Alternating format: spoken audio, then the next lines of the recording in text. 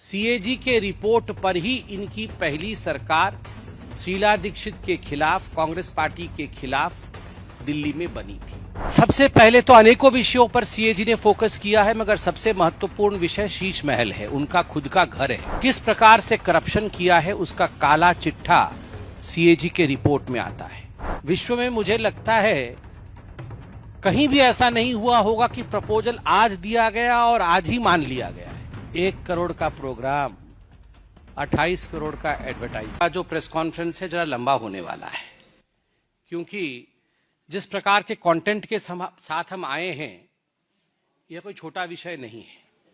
CAG की report आई है, दिल्ली की सरकार किस प्रकार काम कर रही है, अरविंद केजरीवाल जी की सरकार के कामों का मुआयना controller and auditor general CAG उन्होंने किया है और वो रिपोर्ट आज पब्लिक हुई है, अखबारों में भी छपी है, मीडिया में भी विषय चल रहा है।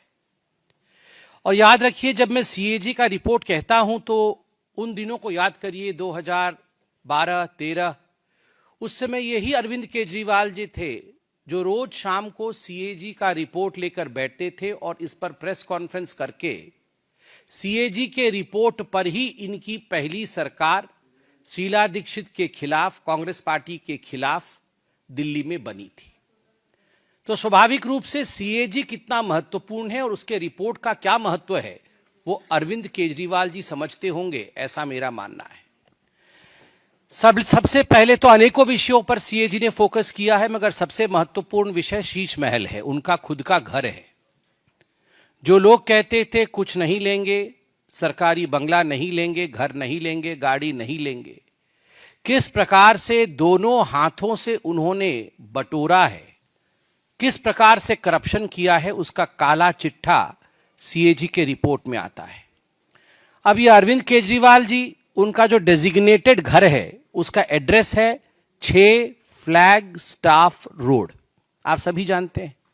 अब ये फ्लैग स्टाफ रोड कोई आज का मकान नहीं है, जैसे यहां एमपीज के मकान होते हैं, सारे एमपी मिनिस्टर इत्यादि रहते हैं, ये पुराने जमाने के मकान हैं।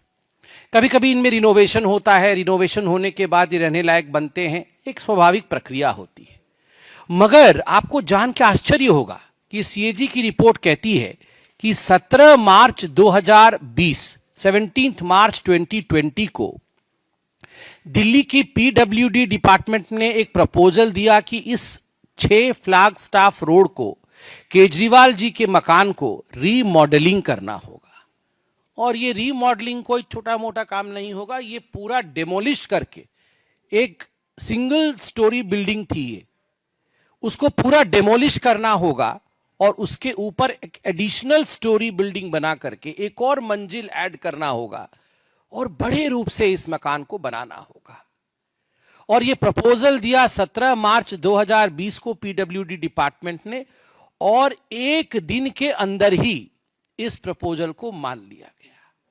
विश्व में मुझे लगता है कहीं भी ऐसा नहीं हुआ होगा कि प्रपोजल आज दिया गया और आज ही मान लिया गया है, तुरंत मान लिया गया। अब मान लिया गया तो क्या हुआ, तो एस्टिमेशन होती है, कोई बिल्डिंग बनेगा, उसको तोड़ा जाएगा, नई बिल्डिंग बनेगी, तो एक एस्टिमेटेड कॉस्ट निकालना पड़ता है कि इतना खर्चा होगा। तो एक एस्टिमेशन उसका निकाला गया कि कितना एस्टिमेटेड कॉस्ट है। तो आपको बता दूं, एस्टिमेटेड कॉस्ट है 7 करोड़ 61 लाख रुपए, 7 करोड़ 61 लाख रुपए का एस्टिमेशन बना कि इतने में अरविंद केजरीवाल जी की हवेली बन जाएगी। मगर बाद में टेंडर प्रोसेस होता है, एक तो एस्टिमेटेड कॉस्ट होता है, उसके बाद सरकार टेंडर निकालती है। तो टेंडर निकाला गया तो टेंडर का कॉस्ट 8 करोड़ 62 लाख रुपए का निकला। देश के मेंटर, बच्चे देश के मेंटर बनेंगे, तो एजुकेशन डिपार्टमेंट का है। 9 अक्टूबर 2021 से 26 अक्टूबर 2021 तक इन्होंने एडवर्टाइजमेंट किया।